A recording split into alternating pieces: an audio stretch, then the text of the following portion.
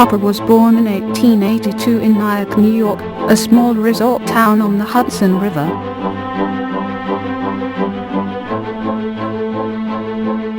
He was a good student in grade school and showed talent in drawing at age 5.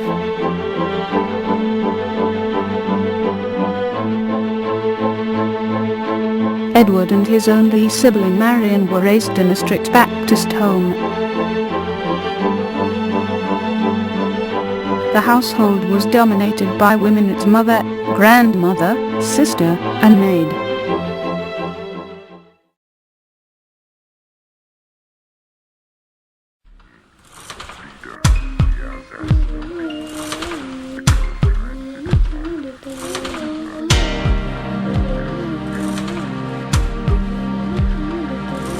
In 1900 he transferred to the prestigious New York Institute of Art and Design. There he studied for 6 years. He came under the influence of two very talented, but very different painters, William Merritt Chase, an American impressionist, Robert Henry, a realist. Henry encouraged his students to use their art to make a stir in the world.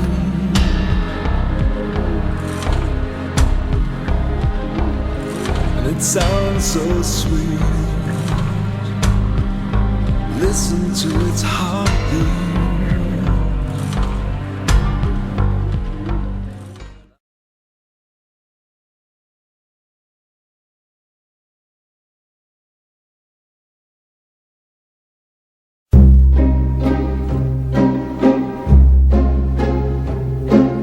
Hopper came to detest illustration, but was bound to it by economic necessity.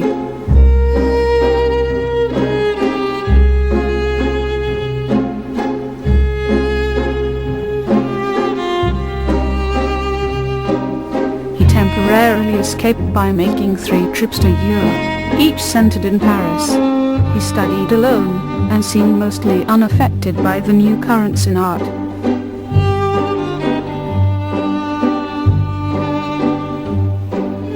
Exposure to many styles of art seemed to do little to help him find his own distinctive style. He said, "It's hard for me to decide what I want to paint. I go for months without finding it sometimes. It comes slowly."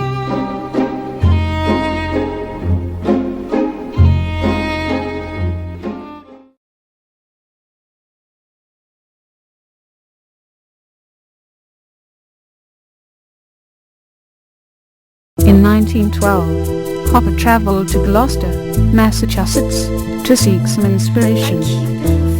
There he did his first outdoor paintings in America.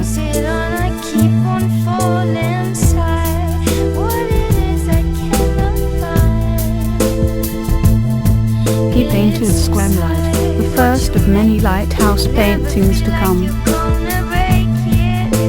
In 1913, at the famous Summer show, Hopper sold his first painting, Sailing.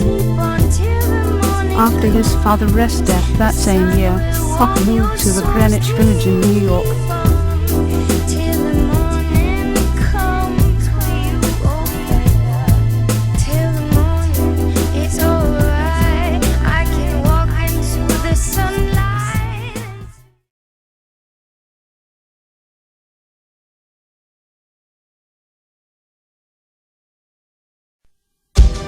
In 1915 Hopper was at an impasse over his oil paintings. So he turned to etching, producing about 70 works.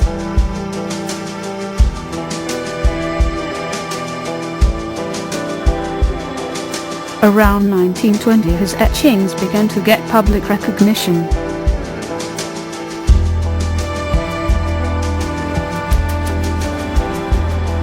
He also painted some of his many window oil paintings.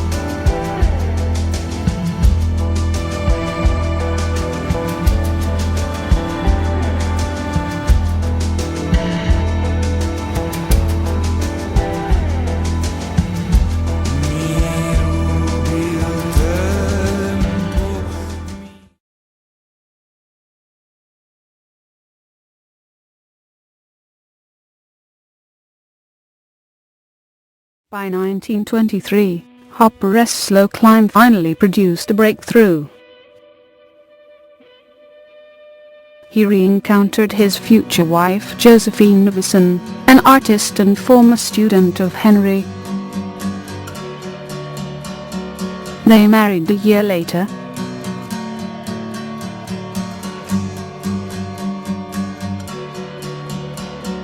They were opposites. She was short, open, gregarious, sociable, and liberal. He was tall, secretive, shy, introspective, and conservative.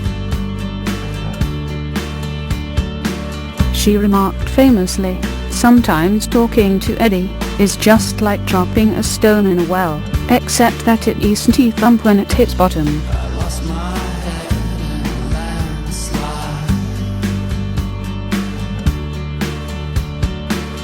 She managed his career and his interviews, was his primary model, and remained his life companion.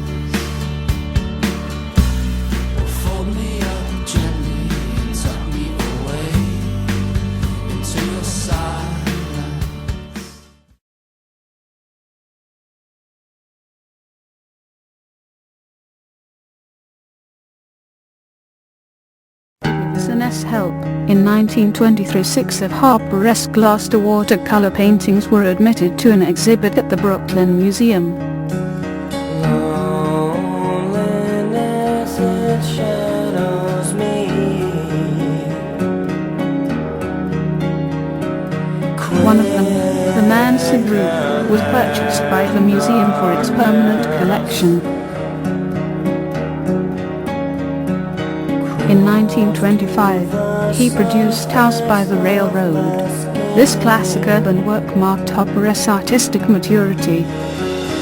His Two on the Aisle was sold for a personal record $1,500.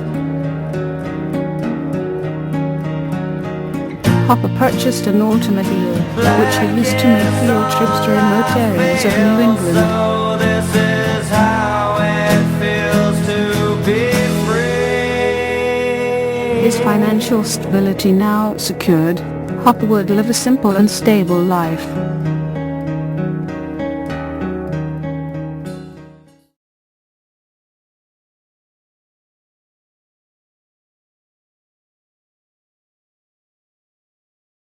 In 1931, Hopper's statue took a sharp rise. The Whitney Museum and the Metropolitan Museum paid thousands of dollars for his works.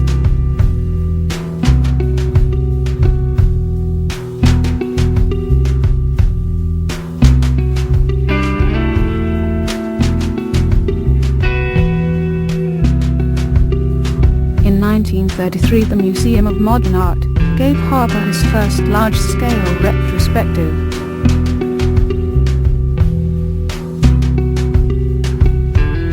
In 1934, the Hoppers built their summer house in South Truro.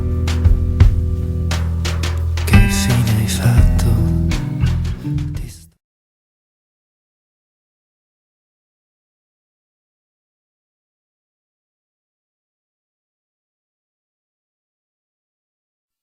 Hopper was very productive through the 1930s and early 1940s.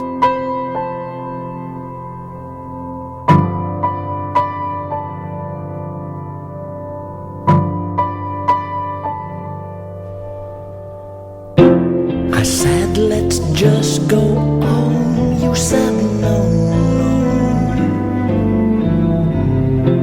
I lowered my expectations right away. In the 1950s and early 1960s, he created several more major works. Of get your shit together. What were we doing here? We had no idea. Money for dough. Money for dough. Money for dough. Money for dough.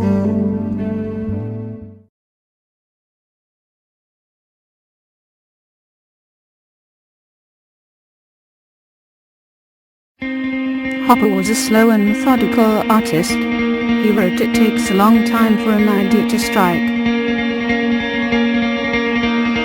Then I have to think about it for a long time. I don't start painting until I have it all worked out in my mind. I am alright when I get to the easel."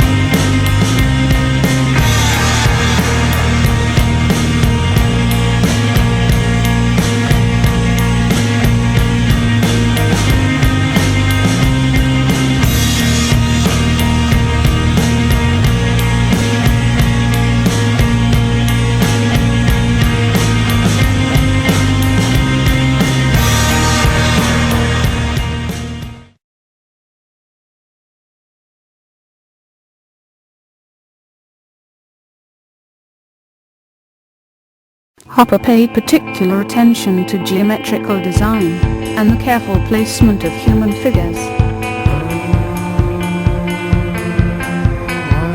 His primary emotional themes are solitude, loneliness, regret, boredom, and resignation. He demonstrates these emotions in various environments, including the office, in public places, in apartments, on the road, or on vacation.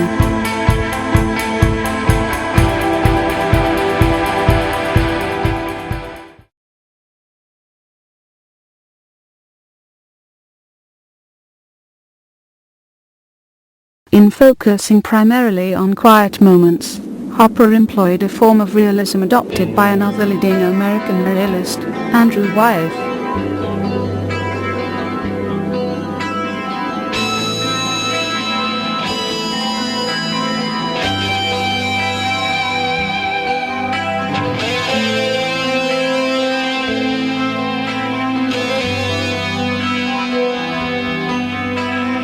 Precisionism was an artistic movement that emerged in the United States after the First World War. Its main themes included industrialization and the modernization of the American landscape. Prominent precisionists were Charles Sheeler,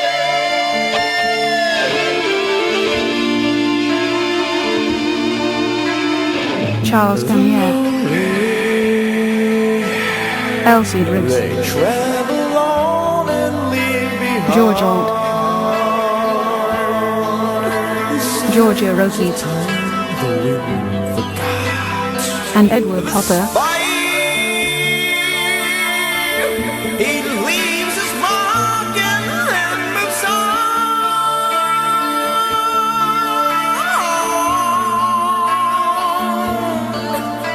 The hatred that people show is like the mirror. Though critics and viewers interpret meaning and mood in these cityscapes, Hopper insisted I was more interested in the sunlight on the buildings and on the figures than any symbolism. The voice is crying out,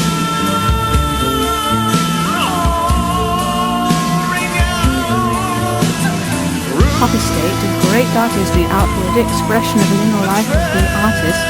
Always reluctant to discuss himself and his art, Hopper simply summed up his art by stating, "The whole answer is there on the canvas."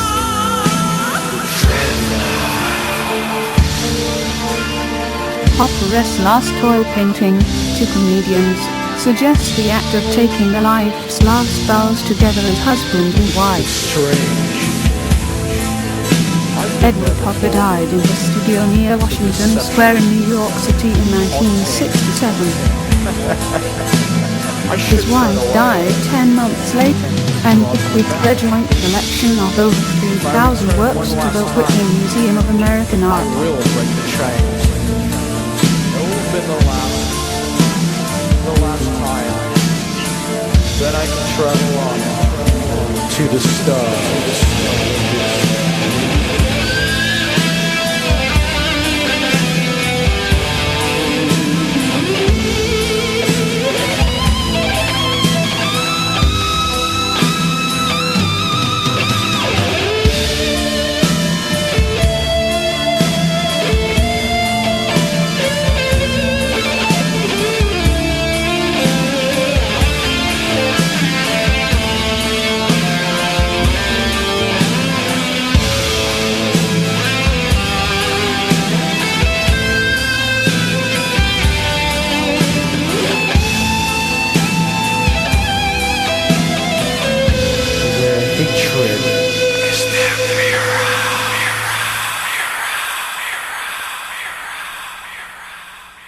It was painted in Gloucester, I think in the residential district where the old sea captains had their houses, and they were very fine, some of them. It interested me because of the variety of roofs and the windows, the mansard roof, which has always interested me, and I don't know why. It was a very windy day, as I remember it. And I sat out in the street, I think, and I don't think it was done at one sitting, but I don't remember really. Might have been one or two.